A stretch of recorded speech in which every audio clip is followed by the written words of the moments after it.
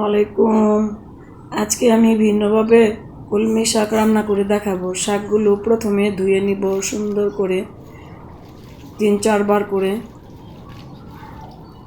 এরপরে শাকগুলো সুন্দর করে ঝরিয়ে কেটে নিব। চপিং বোর্ডের মধ্যে রেখে সুন্দর করে কাটবো। কাটার পরে সাথে পেঁয়াজ, রসুন, কিছু মরিচও রেডি করে রেখেছিলাম আমি। এখন শাকগুলো আমি কড়াইতে দিয়ে দিব। এরপরে শাকগুলোর সাথে মরিচগুলোও দিয়ে দিব, কাঁচা মরিচগুলো।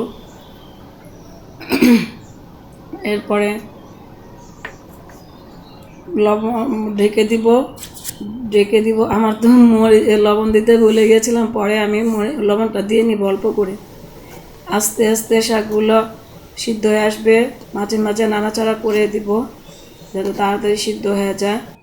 এবার পেঁয়াজ, রসুন এগুলো আমি তেল দিয়ে বেরেস্তা করে নিব।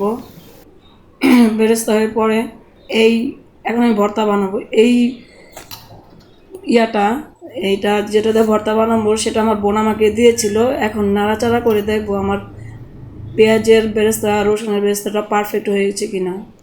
এখন আমি মরিচগুলো ম্যাশ করে নিব সুন্দরভাবে, যাতে সবগুলো সুন্দরভাবে ম্যাশ করা হয়। এভাবে বারবার নেড়ে চেড়ে সুন্দর করে দেখবো যে এগুলো ম্যাশ করা হয়েছে নাকি।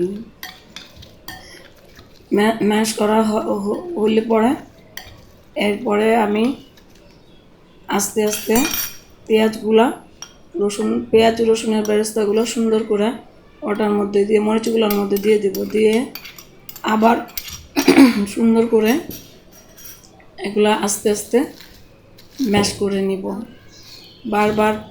যদিও আমি নতুন কিছু করতে পারতেছি না, তারপরেও চেষ্টা করতেছি সুন্দর করে ম্যাশ করে নেওয়ার জন্য।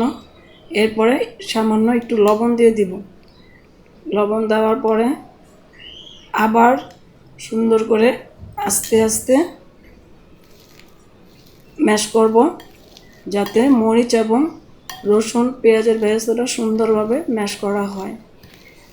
এর মাঝে মাঝে আমি সুন্দর করে একটু চামচ দিয়ে একটু নাড়াচাড়া করে নেব, উপর নিচ করে নেব, যাতে এটা মিক্সটা সুন্দর করা হয়ে যায়।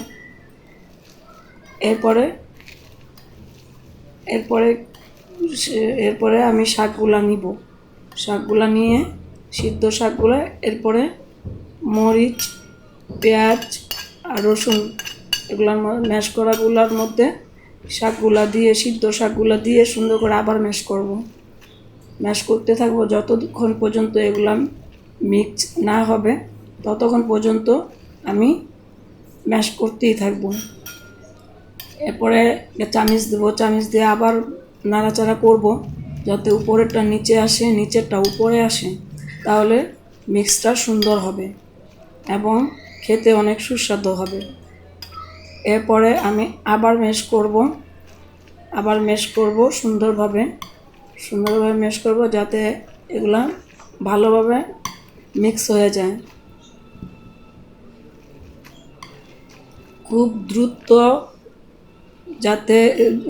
দ্রুত শাকগুলা এইভাবে রান্না করে খাওয়া যাবে।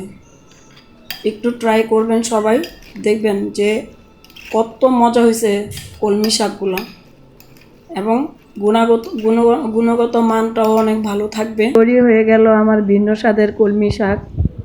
সবাই ভালো থাকবেন। আল্লাহ হাফেজ। আসসালামু আলাইকুম।